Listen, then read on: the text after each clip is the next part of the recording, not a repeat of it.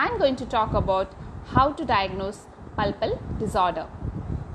So to diagnose a pulpal disease, we need a proper history, clinical examination, electrical pulp test and radiographic examination.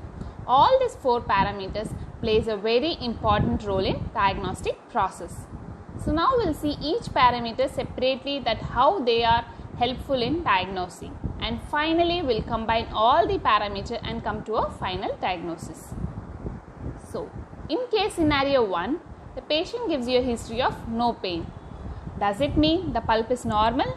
No. In case of necrotic pulp or in case of periapical pathology which is chronic, the patient will not give you a history of pain. In case scenario 2, the patient gives a history of mild pain on taking cold or hot, but it disappears in few minutes. Kindly note, it disappears. So it is a clue that it should be a case of reversible pulpitis.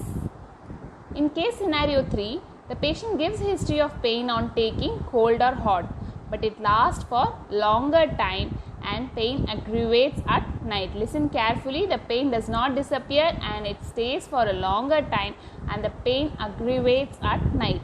So it could be a case of irreversible pulpitis or acute periapical pathology.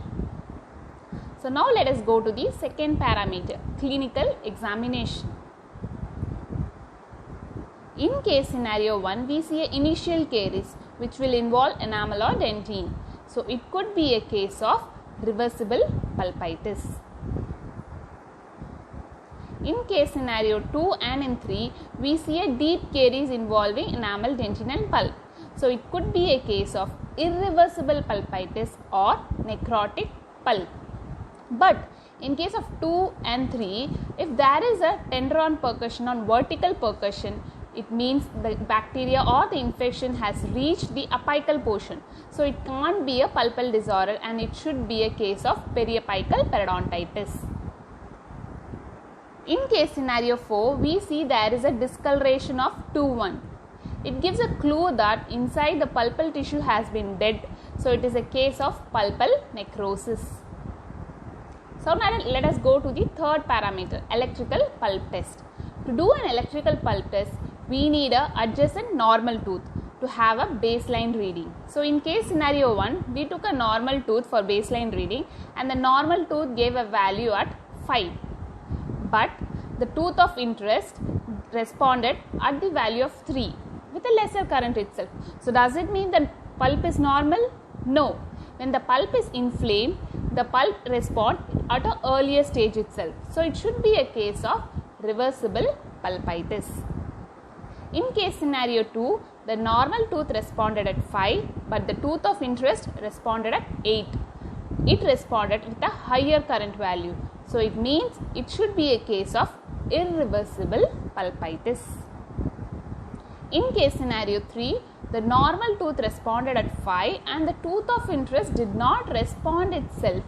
So it gives a clue that the pulp is necrosed or damaged. So it is a case of pulpal necrosis. Now let us go to the final parameter, radiographic examination. In first IOPA, we see a proximal radiolucency which is involving enamel and dentine.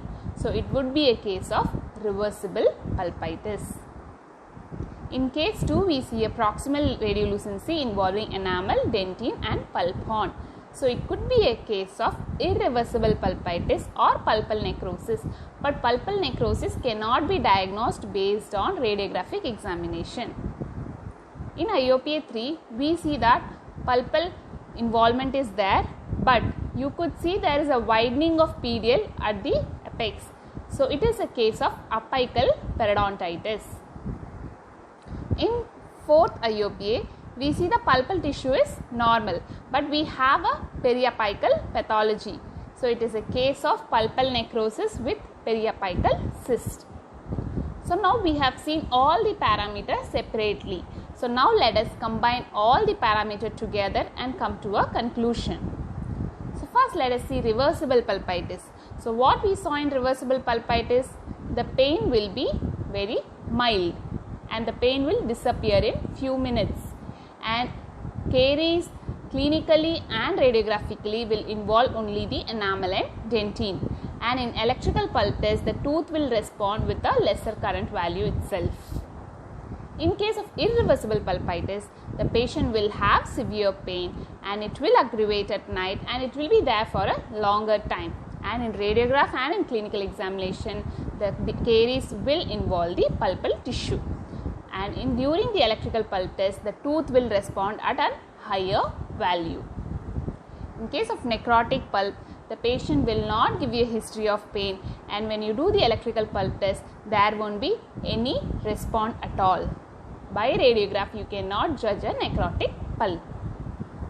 Last, the apical periodontitis, the patient will have a severe pain, and in electrical pulp test it will respond later, but in clinical examination you will have a vertical tenderon percussion, and in radiograph in case of chronic periapical periodontitis you will have widening of period, but in case of acute apical periodontitis it is not necessary to have any kind of radiographic changes.